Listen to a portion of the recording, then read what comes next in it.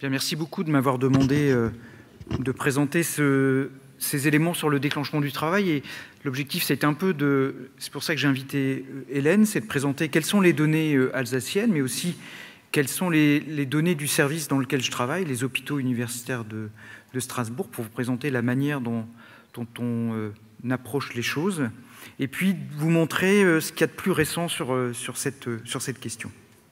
Alors, je n'ai pas de conflit d'intérêts. Et puis voici un peu le topo où on va distinguer deux éléments, le col favorable, le col défavorable. Alors, qu'est-ce que c'est le déclenchement du travail? Le déclenchement du travail, ça fait longtemps qu'on essaye, nous les obstétriciens, d'essayer de programmer un peu les accouchements et d'éviter comme ça d'être dérangé la nuit, de ne pas pouvoir aller au golf, n'est-ce pas Bruno? Et puis d'essayer d'organiser les choses. Et puis, d'un autre côté, on a ces femmes qui veulent, surtout en ce moment, le grand respect de la physiologie, mais on a aussi toutes ces femmes qui en ont marre, et en particulier, une des grandes causes de déclenchement du travail, c'est la grossesse dépassée, le terme dépassé, la grossesse prolongée, où là, elles ont vraiment, vraiment marre et elles aimeraient tout faire pour que ce travail se mette en route. Donc, il y a toute cette hétérogénéité des femmes. Nous, notre volonté d'organiser nos services, de ne pas provoquer des choses qu'on n'a pas envie de provoquer, et en particulier des césariennes, des hémorragies, de mieux accompagner les femmes et de répondre aussi à leurs demandes, ce qui aujourd'hui est de plus en plus difficile. Alors plus sérieusement, il y a différents types de déclenchements. Il y a évidemment le déclenchement médical, et puis reste le déclenchement de convenance, qui en France a jusqu'à présent très mauvaise presse. On a mis la barre très très haut, conditions très favorables, pas plus que 39 semaines, puis c'est pas bien le déclenchement de convenance, et on va y revenir tout à la fin du topo. Très important, le statut cervical, évidemment, j'y reviendrai aussi. Et puis il y a la fréquence. Vous voyez, ça n'a pas tellement augmenté depuis les années 80. On était à 10%, et puis là, depuis la fin des années 90, le début des années 2000, finalement, on reste sur des fréquences de déclenchement qui sont relativement stables, avec des équipes qui oscillent entre 20 et 30% selon le type de maternité. Et on s'aperçoit qu'il n'y a pas d'énormes différences entre les centres, même si Hélène vous expliquera qu'il y en a quand même un petit peu. Alors le mécanisme du déclenchement spontané, pour y revenir, il est quand même assez mal connu. C'est d'abord un mécanisme hormonal.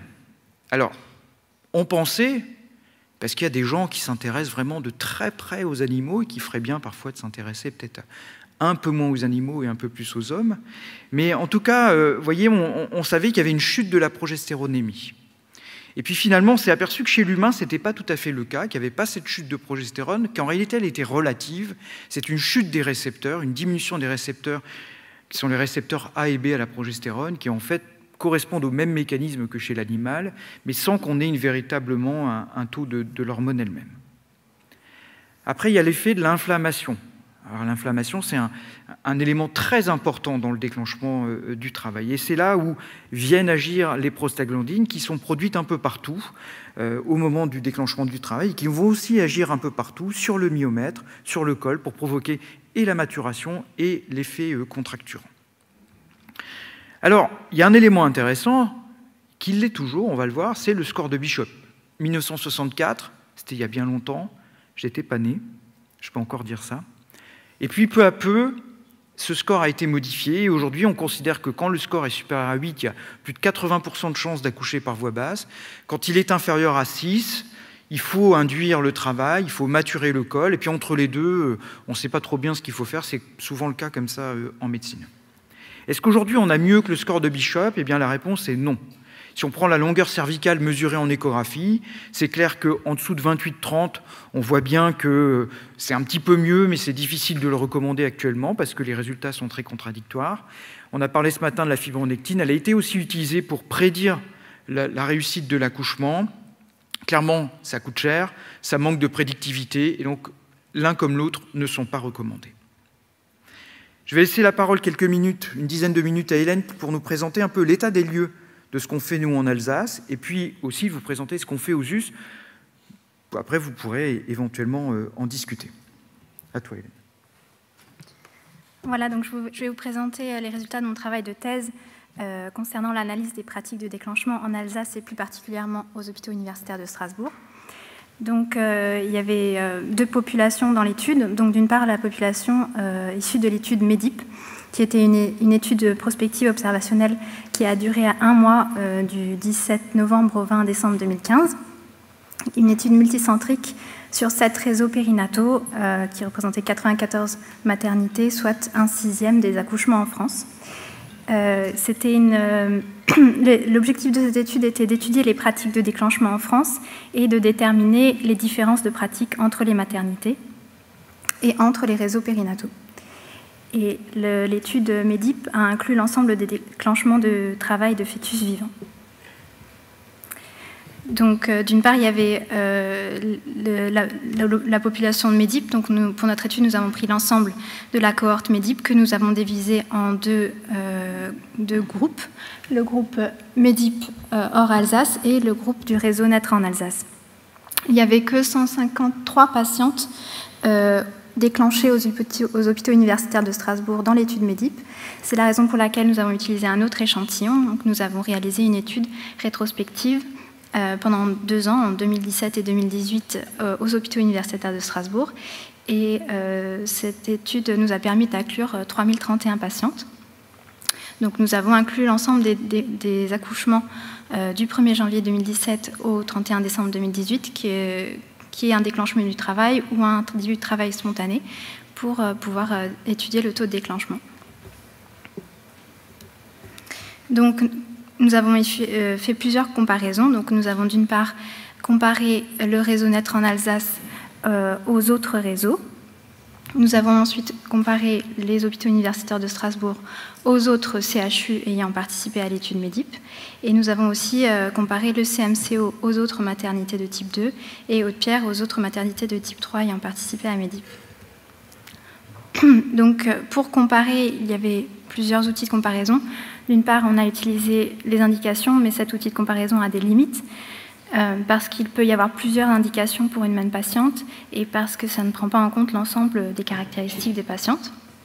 Donc, nous avons aussi utilisé le système de classification établi par NIPITA, qui est un outil de comparaison qui permet de classer les patientes dans des groupes comparables entre eux en fonction de la parité, de l'âge gestationnel, de l'antécédente césarienne et de la présentation fœtale.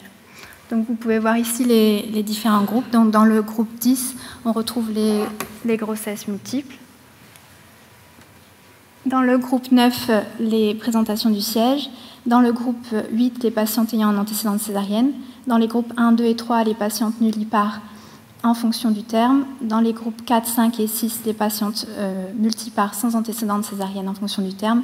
Et dans le groupe 7, les déclenchements avant 37 semaines. Donc voilà les résultats. Donc globalement, il y avait plus de déclenchement du travail, légèrement plus, le taux de déclenchement était légèrement supérieur en Alsace par rapport aux autres maternités participant à MEDIP. Le taux de déclenchement a été significativement supérieur dans les maternités de type 2 et en Alsace et dans les maternités du secteur public en Alsace. Comme les effectifs dans chaque maternité étaient insuffisants, nous n'avons pas fait d'analyse détaillée.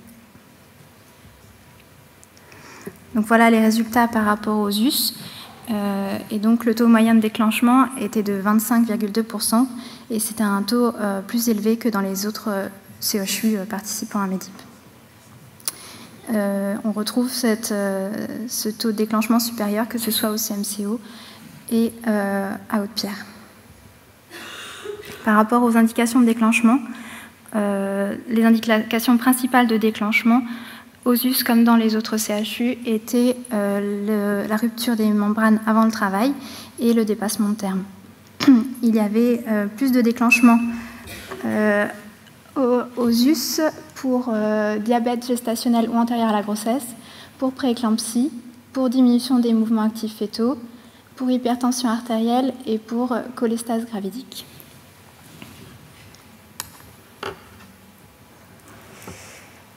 Par rapport aux comparaisons par rapport au groupe de patientes selon NIPITA, les patientes les plus déclenchées, les groupes de patientes qui est le plus déclenché sont les patientes nullipares à terme. Et on voit aussi qu'il y a significativement plus de déclenchement aux us chez les multipares à 39-40 semaines et chez les multipares à terme. Et il y avait aussi plus de déclenchement en cas d'utérus cicatriciel. Par rapport aux nullipares à terme, donc on a retrouvé qu'il s'agissait du groupe le plus souvent déclenché et qu'il s'agissait d'un des groupes dans lesquels le taux de césarienne était le plus élevé. Et c'est également le groupe qui contribue le plus au taux d'hémorragie de la délivrance. Par rapport aux multipares, ce n'était pas réellement un problème parce qu'il y avait plus de déclenchement dans ce groupe, mais il y avait un taux d'échec bas avec seulement 6,4 et 6,5% de taux de césarienne. Il y avait plus de déclenchement en cas d'utérus cicatriciel en Alsace, aux hôpitaux universitaires de Strasbourg. On a retrouvé aussi des durées de déclenchement supérieures aux hôpitaux universitaires de Strasbourg par rapport aux autres CHU, ce qui laisse supposer qu'il y a probablement plus de maturation dans ces cas-là. Mais malgré tout, il y avait des taux de césarienne comparables dans les deux groupes. Merci beaucoup. On reviendra juste après sur ces éléments. Donc d'abord sur col favorable, le déclenchement sur col favorable, on sait aujourd'hui que c'est principalement ocytocine et ou amyotomie. Néanmoins, il faut savoir que pour l'amyotomie, ça a surtout montré une efficacité sur la réduction de la durée du travail à partir de 4 cm et qu'on a peu de données qui soutiennent l'hypothèse que l'amyotomie est efficace dans le déclenchement du travail. Alors le décollement des membranes, il y a 2 études randomisées qui montrent que malheureusement, ce n'est pas une méthode valide pour provoquer l'accouchement. Alors aujourd'hui, il y a une vraie question, c'est est-ce que je fais l'amyotomie avant, après, en même temps? Je crois qu'il faut rester assez pragmatique, il n'y a pas vraiment de règles complètement figées et qu'il faut faire preuve de bon sens. Je crois qu'on sait bien que quand c'est plutôt un premier bébé, que la tête est mobile, on a plutôt tendance à d'abord proposer de l'ocytocine pour qu'il y ait des contractions, que ça appuie un petit peu plus avant de provoquer l'amyotomie. L'objectif étant d'éviter d'avoir une procidence du cordon, alors que chez la multipare, certains auteurs recommandent de plutôt commencer par la myotomie et ensuite d'enchaîner sur l'ocytocine si on n'arrive pas à obtenir le déclenchement du travail. Mais ça peut être complètement discuté. Je crois qu'il ne faut pas être trop figé sur ces notions-là. Alors le plus intéressant et le plus difficile pour nous, ça reste tout de même en cas de col défavorable. Alors il y a d'abord les approches non pharmacologiques. Alors il y a plein de choses qui ne marchent pas, les herbes, l'huile de ricin, les bains chauds, les rapports sexuels, la stimulation mammaire, on trouve plein de choses dans la littérature. C'est pas moi qui ai fait ces tests chez les patientes, c'est d'autres auteurs. Il y a l'acupuncture aussi, l'acupressure, la stimulation nerveuse transcutanée.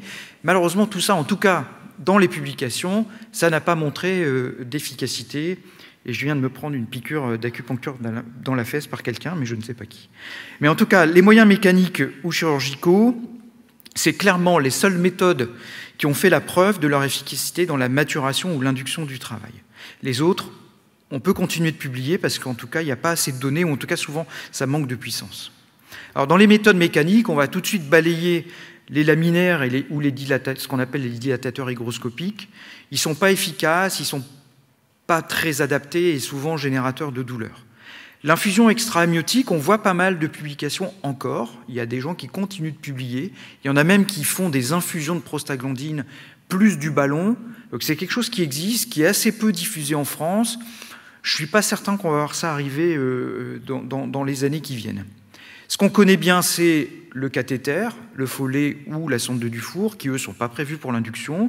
Et puis, on a vu débarquer, il y a 10-15 ans, le ballonnet commercialisé par le laboratoire Cook, qui était spécialement élaboré pour le déclenchement du travail. Tout ça, le cathéter de follet, le Cook, j'y reviendrai, ça marche pas mal, c'est bien toléré, et je vais y revenir. Les prostaglandines, on l'a vu tout à l'heure, c'est un élément majeur du déclenchement du travail. Il y en a 2. Dinoprostone, soit par voie vaginale sous forme de gel, ou soit sous forme de dispositif que vous connaissez bien. C'est plutôt un effet maturant et contracturant. Et puis il y en a une autre, qui est la haute prostaglandine, le misoprostol, qui est une PGE1, qui a, elle, un effet contracturant qui est légèrement supérieur à l'effet maturant, mais il y a quand même un effet maturant.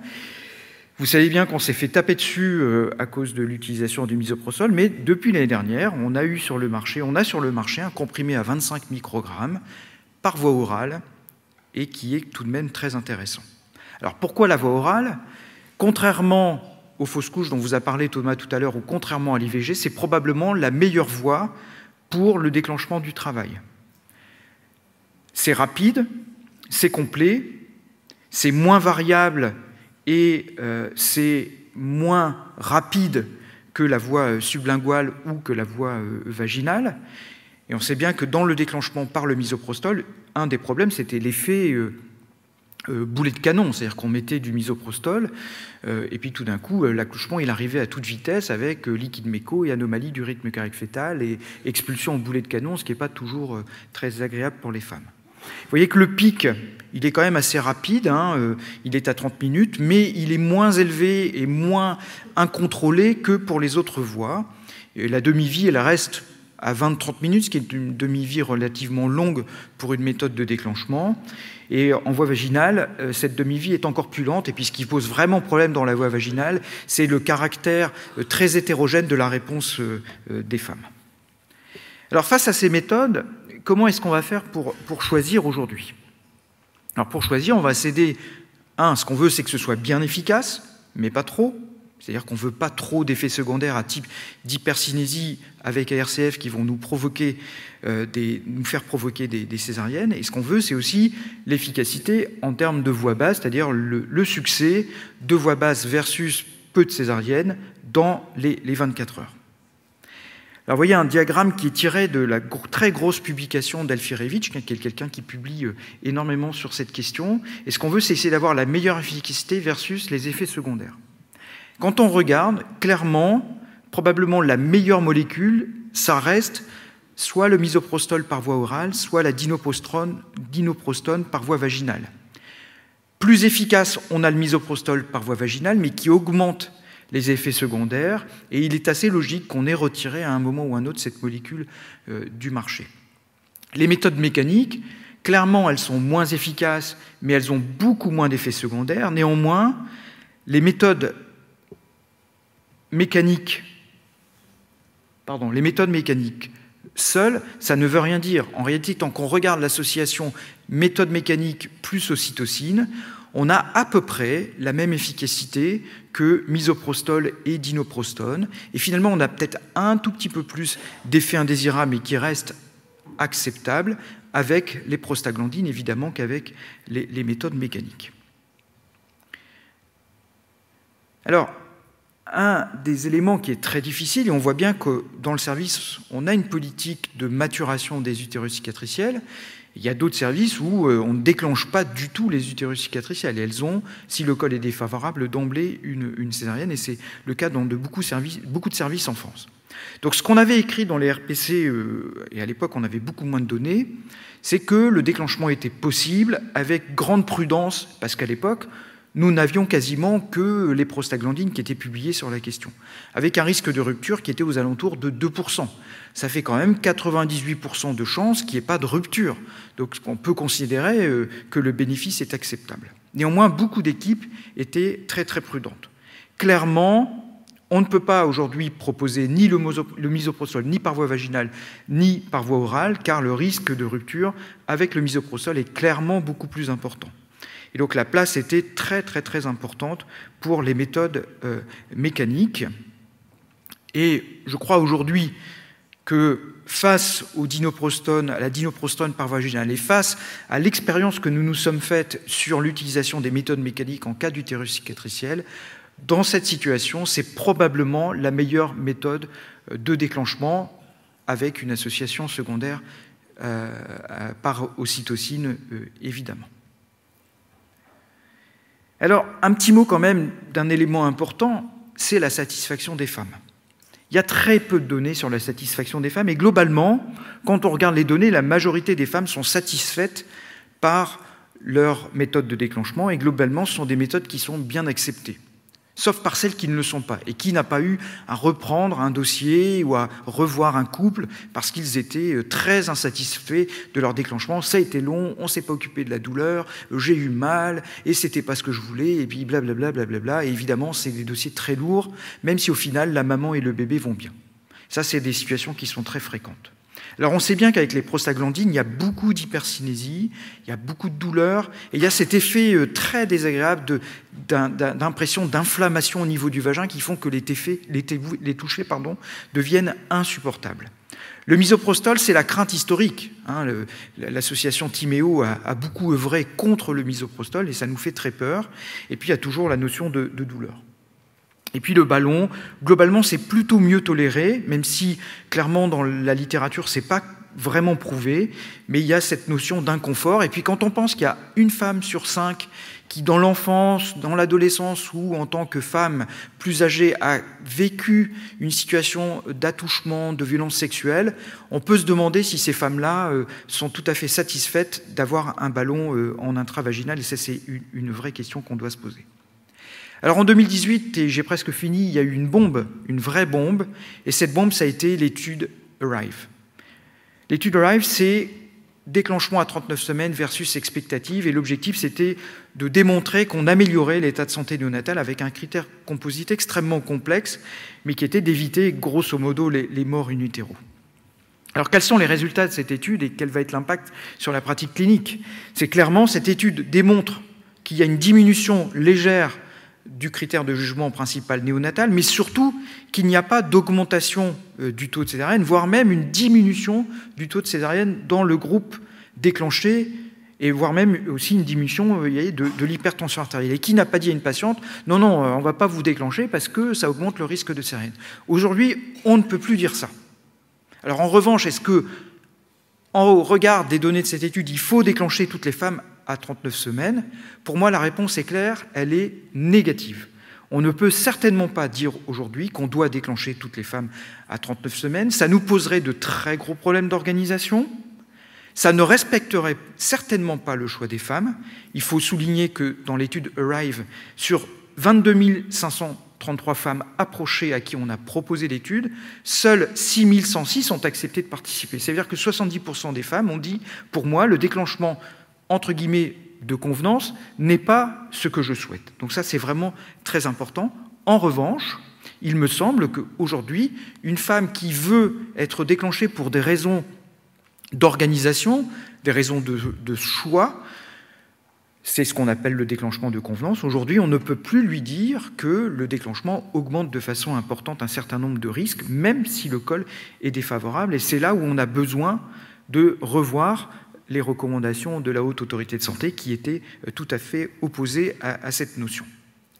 Alors pour terminer, la dernière diapo, je pense que c'est très important de donner l'information des différentes méthodes de déclenchement et de leurs avantages et de leurs inconvénients, et d'inclure le souhait des femmes dans le choix de la méthode me semble aujourd'hui une avancée importante dans nos modalités et dans nos propositions que nous devons faire aux femmes et ce que nous devons enseigner à nos internes. Je vous remercie.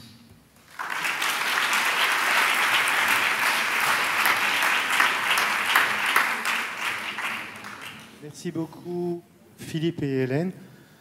Question? Merci beaucoup. J'ai une toute petite question sur que si on laisse le choix aux femmes de leur mode d'accouchement, est-ce que ça veut donc dire qu'on accepte à partir de 39 semaines sans finalement discussion aucune, puisqu'on n'a aucune raison finalement de leur refuser, une demande de déclenchement? Ouais, je pense qu'aujourd'hui, l'étude ARRIVE nous permet de dire qu'on peut pas, on n'a pas d'arguments scientifiques qui permettent de s'opposer à une femme qui demande un déclenchement à 39 semaines, si ce n'est que de lui donner une information que le déclenchement sur un col défavorable, c'est tout de même pas la panacée. Ça va durer longtemps, et puis que aussi on doit tenir compte, tu le sais bien, du fait que ce déclenchement peut être décalé, donc, parce que au CMCO comme à Haute-Pierre, tu le sais, on a des difficultés en termes de place, et que ça veut dire aussi, peut-être vous allez venir le matin, puis on va venir, non, vous ne pouvez pas te déclencher, vous reviendrez demain, et puis le lendemain, c'est encore la même chose, et puis ça reporte, et puis le déclenchement va être long, et puis peut-être que vous aurez plus mal que ce que vous auriez voulu, parce que c'est pas que ça fait plus mal le déclenchement. Quand la douleur est à 10, elle est à 10. Mais que ça peut faire mal sur un col qui ne s'ouvre pas, pour lequel on ne peut pas mettre tout de suite la péridurale. Donc je crois qu'il faut quand même donner l'information. Si elle persiste dans sa demande, moi, ça ne me choque pas qu'on y accède. Faisons partie d'une commission dirigée par le professeur Kopferschmidt sur la validation des médecines complémentaires à Strasbourg, aux US, c'est l'association ATS-US. Je pense que votre position par rapport à l'acupuncture n'est pas approuvée, puisque nous avons des preuves d'action complémentaire dans le cadre de médecine complémentaire. Et ce sont des techniques qui sont pratiquées par vos sages-femmes, mais évidemment, elles ont le pouvoir. Et moi, personnellement, en tant que gynéco à la retraite actuellement, j'ai fait mon diplôme pour comprendre ce qu'elles font et pour ne pas les laisser prendre le pouvoir. Mais on ne peut pas balayer cette action. Et en mode de déclenchement, il est certain qu'il y a une action de préparation, de maturation du col qui est efficace, qui a été prouvée médicalement et avec des techniques scientifiques, et sur la descente du mobile fœtal. Vraiment, j'ai beaucoup de respect pour votre parole, mais je suis désolé, je ne peux pas vous laisser dire que c'est prouvé. Ça n'est pas prouvé. Prouvez-le nous, publiez. Il n'y a aucune donnée dans la littérature. Et je ne suis pas contre l'acupuncture. Je pense, par exemple, dans les douleurs lombaires, l'acupuncture a très clairement montré une amélioration associée aux techniques médicamenteuses classiques. Elle n'a pas prouvé d'amélioration du taux de douleur ou de la fréquence des douleurs seule, par exemple. Donc je ne suis pas du tout opposé à l'acupuncture. Mais en revanche, je ne peux pas vous laisser dire c'est prouvé. C'est pas parce qu'une sage-femme me dit dans le service l'acupuncture ça marche que c'est prouvé. Il n'y a pas de données publiées. Alors si vous en avez, mais faites-le. En ce moment, l'acupuncture, c'est le top du top pour publier, hein, parce qu'on n'attend que ça. Il n'y en a pas. Si vous faites PubMed aujourd'hui, ce que j'ai refait encore la semaine dernière, malheureusement, il n'y a pas de données publiées.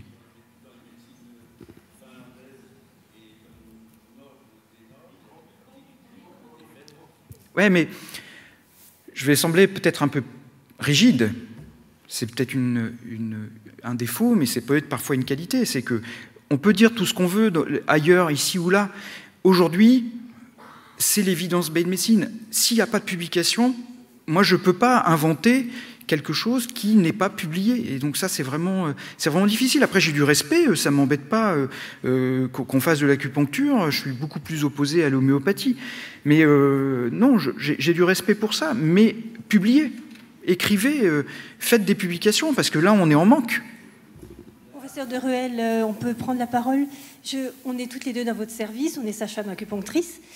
Et donc on n'est pas exactement tout à fait d'accord avec ce que vous dites.